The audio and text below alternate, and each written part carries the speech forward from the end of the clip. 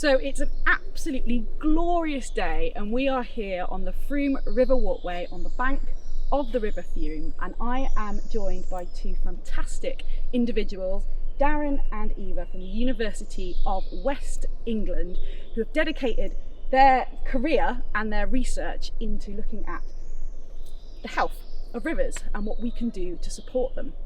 But before we get started and have a look at some of their amazing monitoring systems that they used to check out the health of rivers, I want to just ask them, why have you kind of dedicated your career and life to rivers, and why do you think they're so important?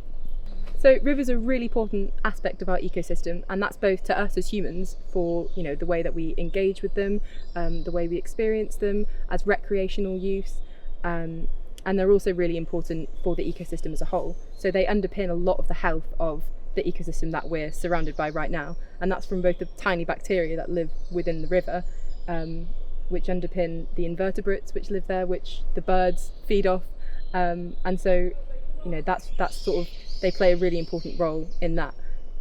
They also act, we kind of see it as almost the broadband of nature within the UK. So they transport nutrients from the surrounding land and the catchment down to the sea, and that's then really important for water quality within the sea, but also they help to regulate the climate and the kind of carbon dioxide concentrations within the atmosphere, and the burial of carbon dioxide within the sea. So they're really important climate regulators. They're very dynamic, so they're highly influenced by the kind of things that go on in the catchment surrounding the river. So that would be human activities, agriculture, any pollution will really influence all of the sort of jobs that the river plays and the roles that it plays, both for the ecosystem but also for us as humans, and they're really important for us to be able to engage with them as well, and they're amazing resources for humans, so we see them as quite important and worth studying. So Eva, I really love the concept of you saying, rivers are like the broadband or the veins of this nation, and how important a freshwater source is.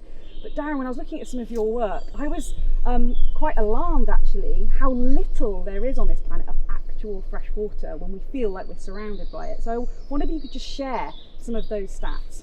Yeah, sure. I mean, I think when we talk about water on Earth, most people think about oceans, and of course we know there's a lot of ocean and there's a lot of sea around, but when it comes to fresh water, actually there's probably around about 1 to 2% of all water on Earth is fresh, and if you think about the water that is available to us as humans, it's probably even just a little bit over 1%. And in fact, if I was to suck all of the fresh water up out of planet Earth, all the available water, so it represented a bubble, it would be about 35 miles in diameter. So that's from Bristol to Swindon, and you would drive through it. So many people obviously don't realise how precious fresh water is. It's precious to us as humans, and it's also precious for life and biodiversity in general. Another interesting stat is 70% of the water we abstract is to grow our food. So that's another pressure on this system. We also know that many billions of people do not have adequate access to clean, safe water. But if we kind of get focused in and just look within the UK and perhaps even just to Europe, I was really alarmed again by some of the work that you've done and showcased as well. The quality of our freshwater systems and our rivers is not great. Do you want to explain a little bit about that? If you look at the quality of our rivers, particularly in the United Kingdom, I'm afraid it's pretty grim news. So if we look at the quality in terms of chemical quality and ecological quality, indeed not one river in England meets good status in those two categories. So when you look at it like that, I'm afraid our rivers are in a terrible state. What are the threats, or what are the reasons why the quality is low? Primarily things like agriculture is one of the main things. So particularly in rural areas, rivers are extremely affected by what's going on in the land and the catchment surrounding them. And with things like agriculture, putting lots of chemicals, so chemical fertilisers to help grow the plants and the crops. They often contain nutrients like nitrates and phosphates and ammonia, which are really detrimental to the water quality, because when it rains, it flushes off all of these chemicals from the fields into the waterways, and that basically wreaks havoc with the kind of all of the bacteria that live in the river and the health of the river, which ends up affecting everything else up above the food chain as well. We also have things like sewage, so combined sewer overflows are quite a big issue with rivers, especially at the moment.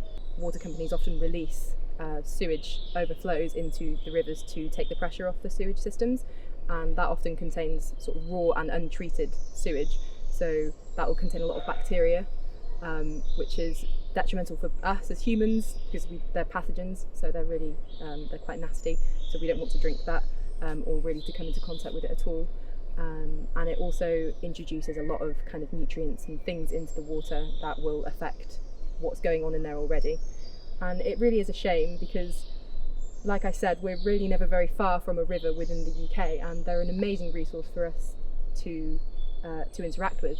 And what you do notice in the UK is that when you do have areas of river and stretches of river where the water is nice and they're pleasant to be around, they're very well utilised, and people do utilise them and enjoy them. And I personally love swimming, and I think a lot of people really do at the moment, and people have realised how much our connection with nature and natural spaces is important during lockdown when we've not been able to do things indoors. And I think that it's just such a shame that so many of them are so badly affected by various different factors that it makes it very difficult for people to enjoy them and to spend time near them in a pleasant way. So Darren, the world knows about the importance of climate change now, and we're at a tipping point, and I think everyone wants to kind of do something about that.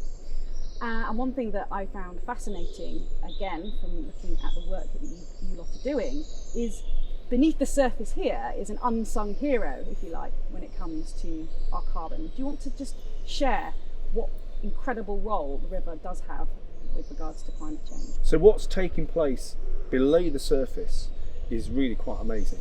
So the bacteria that's in our waters is doing a really valiant job of processing and moving and handling all the carbon that's entering these rivers, and that carbon's coming from the land. It's actually, some of it's coming from the atmosphere, and our rivers are moving and transporting and processing this carbon in a most amazing way. And in fact, our rivers of the world probably handle as much carbon as the ocean floors of the world, and I think that is a very important thing to understand. So you've got some brilliant kit here that's showcasing how we use some of these monitoring systems, so should we go and take a look? Yeah. Well, this is our outdoor laboratory, as you can see, and here we've got just some of the equipment that we use for measuring those chemical things and those biological things. So here, for example, you can see we've got little sensors to measure things like pH or conductivity or dissolved oxygen, and we use these quite a lot in the field. Are we missing anything? Are we missing a trick in terms of understanding what's actually really going on in that river? Absolutely we are, because those creepy crawlies that we can all see and we like to find and identify are entirely dependent on the bacteria that underpins the ecosystem that we're investigating. And these bacterial communities are so important in producing and processing and creating nutrients that are available to these little critters. So in a way, on one hand, we're very good at measuring the chemical things, and we're very good at measuring the big biology living things. The bit that we're not very good at, and what we don't really have the technology at the moment to monitor, is that biological microbial processing that happens in every single river that you will come across. And for that, we're developing different types of sensors that can perhaps tell us something about what that biological community is doing. So let's go and check it out. Let's go see Okay. how this works. this takes a data reading every second, and so that's a really high frequency of kind of readings, and any change in water quality or any pollution event that might happen, so like sewage overflow or a rainfall event that delivers nutrients or fertilizers or other types of pollution into the water, we'll pick that up straight away. So it's it's quite an in-depth way of looking at the water. So Eva, I would love to have a go with this, and then why don't you go and get ready to do some sampling, and we'll have a look at what invertebrates might be here on this riverbed. All right, give it a spin. Thank you.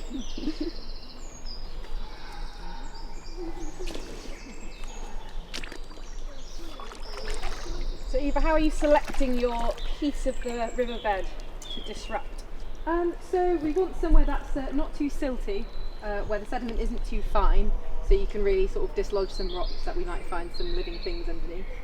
Darren, actually what Eva's doing here in a nice safe part of the river with some really simple kit seems really accessible to us all to kind of get curious about what's under the surface. Yeah, that's right. I mean, there's it's really easy to do. You can join local groups. It's really super fun, especially on a wonderful sunny day like today.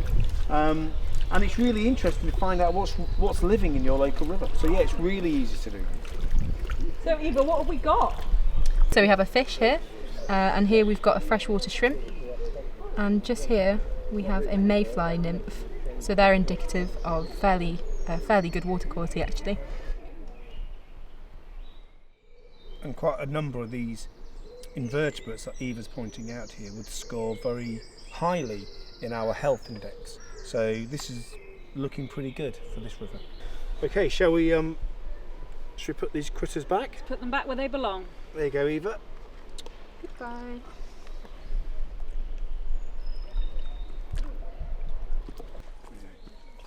Well look, a huge thank you to both of you for taking up your precious time to spend a sunny morning here on the riverbank. I have absolutely enjoyed this experience, and you've certainly pepped me up and kind of made me think I can't wait to actually go and explore my river near my house in a little bit more detail. Well, the rivers are very, very lucky to have you as their voices, so thank you. Thank you. Thanks very much.